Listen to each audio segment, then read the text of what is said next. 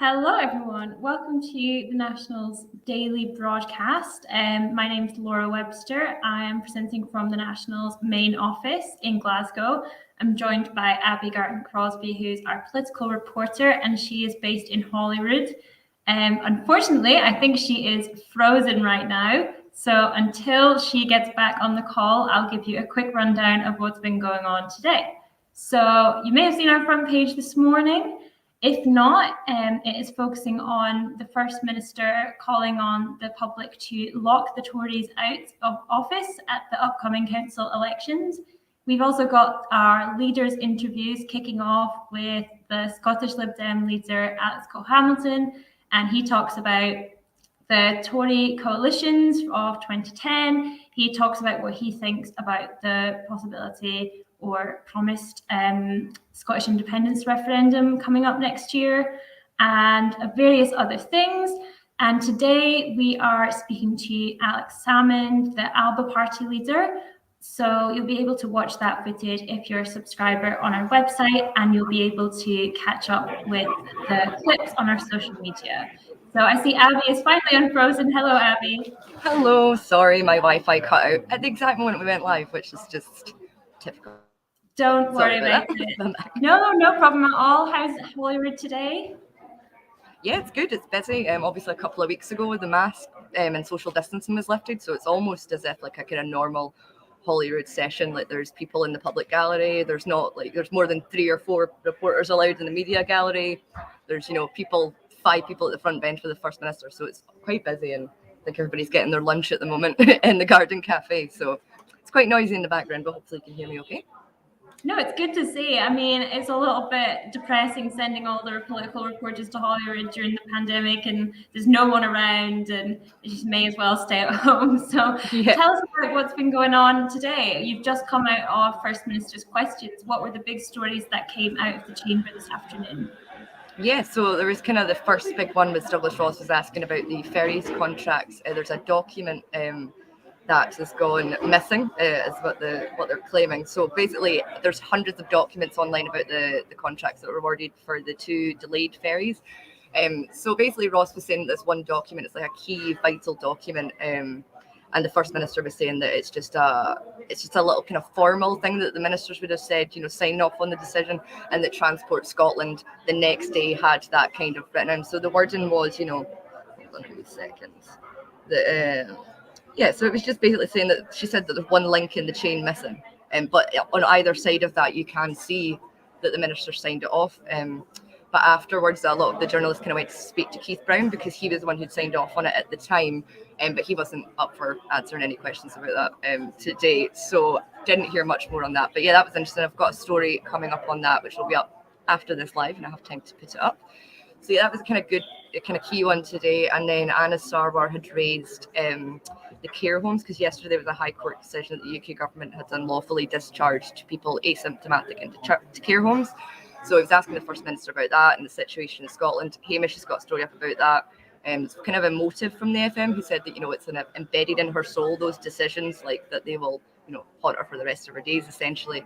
Because, I think one of the numbers that Sarwar quotes is like 50% of the deaths at one point were in care homes.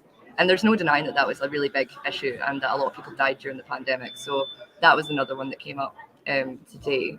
And the other thing, there was a family of Louise Aitchison, who is a domestic abuse victim. She was killed by her partner a couple of years ago, I believe. And her family have been calling for a fatal accident inquiry. I think they've been awarded it. So they were in Parliament today talking about that. Monica Lennon did a nice tribute to Louise. She held up a picture in the chamber as well. So I'll have a story up on that later on, just kind of all the latest. But yeah, it's been an interesting day. There's a lot going on. I think also I'd skipped out of the chamber at this point, but I believe the First Minister was discussing the kind of misogyny things that have been going on as well, because Colette Stevenson was asking about how to get women into politics, obviously after Angela Rayner and the Mail on Sunday article. And then yesterday we had Helena Kennedy giving evidence as well about misogyny laws being brought into Scotland. So that's a kind of really big issue at the moment as well. And the First Minister was kind of talking about, you remember her and Theresa May were put on the front of the Mail, I think, with their legs out. I'm sure women remember it anyway. So yeah, it was one of those ones. So she's obviously been victim to that herself. So yeah, that's kind of one of the big stories of the day as well, is all this misogyny stuff being kind of wrapped in. And obviously Westminster's prorogued until the Queen's speech in 2 weeks, which is probably, the Tories are probably enjoying that with all the allegations that are coming out about people watching porn in the House of Commons and all those sorts of things. And I think it's 56 MPs are facing allegations of sexual harassment, because there was a bit of a miscommunication of that yesterday.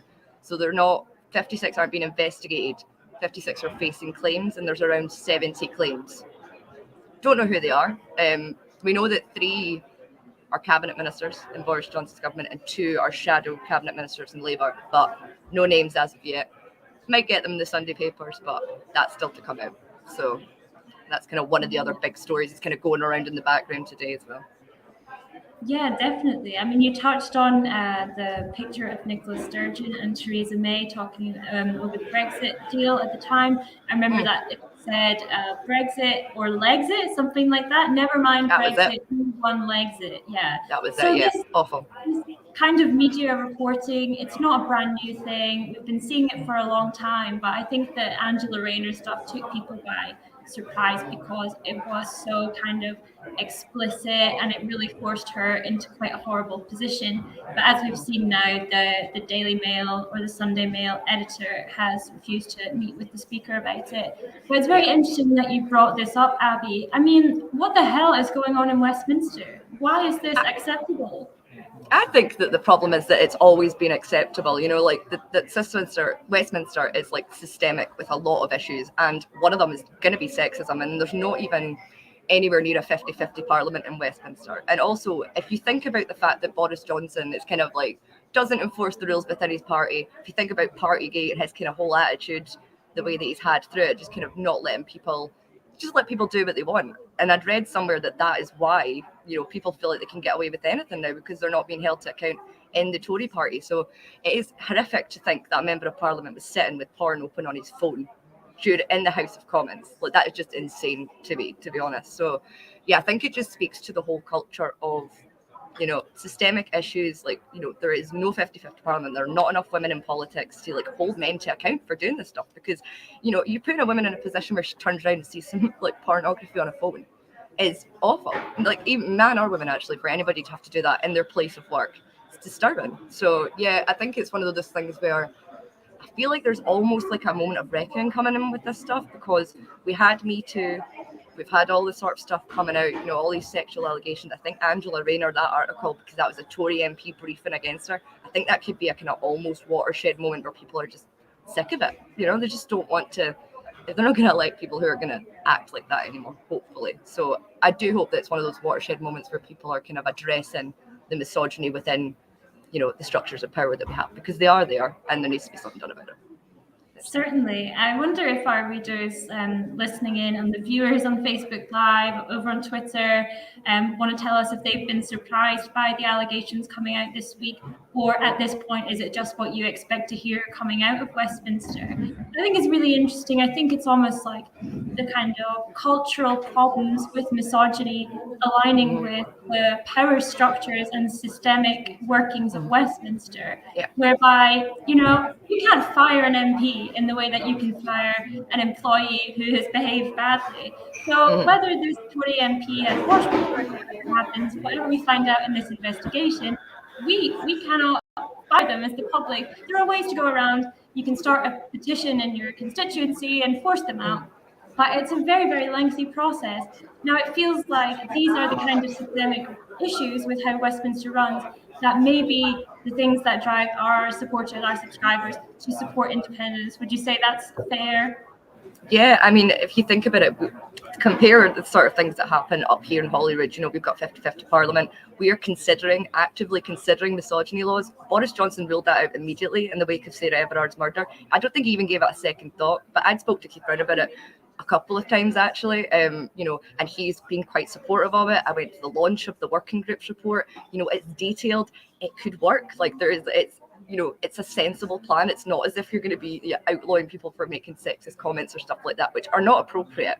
But it is the kind of like making women feel uncomfortable and like in the streets and stuff like that. And just the kind of fact that we as a parliament are looking to do something like that. And that would be like a world leading thing to do. And I think it's very important as well. And when you compare the kind of things that are being done on that and the kind of women's safety issues that we're getting up here, even Police Scotland actually, when they released that video with the men and they were speaking to men like, don't be that guy. That was like a really big video. Like, it's, they're trying to tackle it. Like, it's not going to get solved overnight. There's systemic issues that stem from everything, but at least in Scotland we're giving it a go. Do you know what I mean? And there is a possibility of having misogyny laws in Scotland, which would be amazing, to be honest. So yeah, it's good to see that work being done, because as far as I remember, the news from Westminster was, we could possibly put undercover police officers in clubs in England. It's like, yeah, that's not what we're asking for. Please don't do that. So that's also really interesting chat, Abby. I mean, what else is going on in Holyrood today?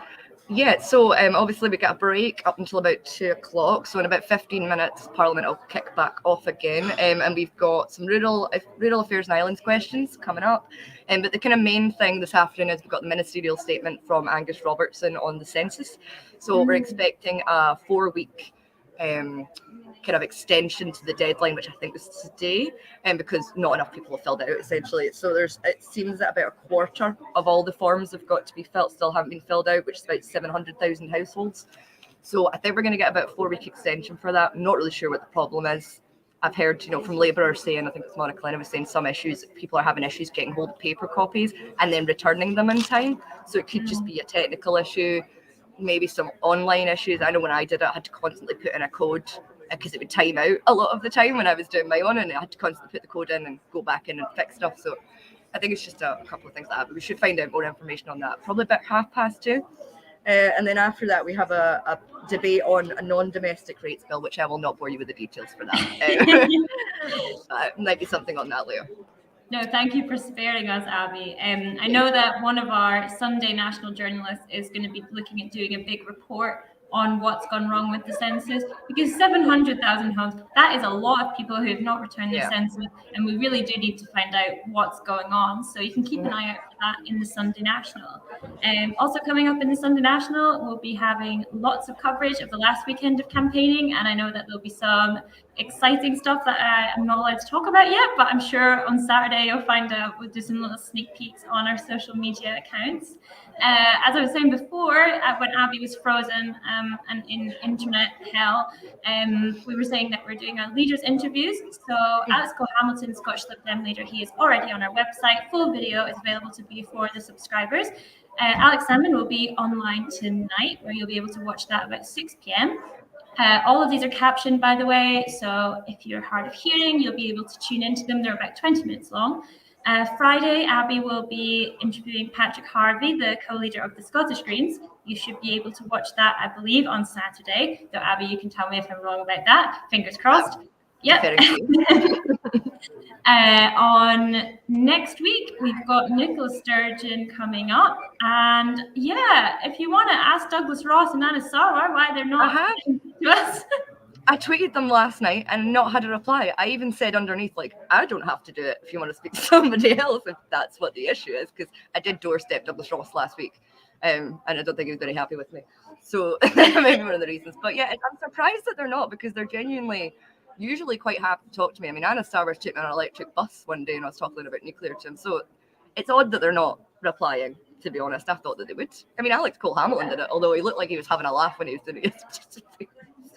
I mean, of course, our newspaper is clear. We support independence. They don't support independence. So there is a little bit of kind of friction there. But at the same time, we want to hold everybody to account. And they make a big song and dance often about Nicola Sturgeon not being transparent enough with the press. So for them to not come and be interviewed by us, I do think it's a little bit rich.